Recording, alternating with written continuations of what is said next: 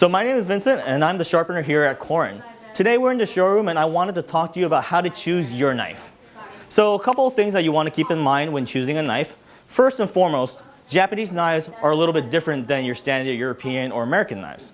Japanese knives tend to be a little bit lighter. They're also going to be a little bit thinner. That makes it sharper. So first and foremost, you want to consider the steel of the knife that you're looking at. There's harder steels and then there's softer steels. If you're a professional, you might want something that's a harder steel because that's going to hold its edge a lot longer. If you're working 7, 8, 9, 10 hours a day, that's going to help you get through the day much easier. If you're entry level, if you're a culinary student or you're a home cook, you might want a softer steel. A softer steel is going to be a lot easier to sharpen, so if you're practicing that, that's the way to go.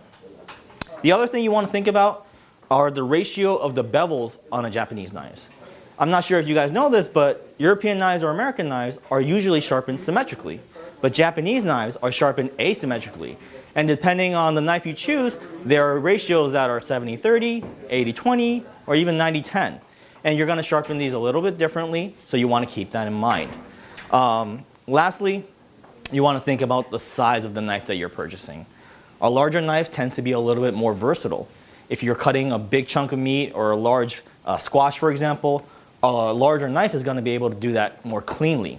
If you have a smaller knife, you might have to make multiple cuts. With a large knife, you can do large jobs and small jobs, but with a small knife, you can really only do small jobs.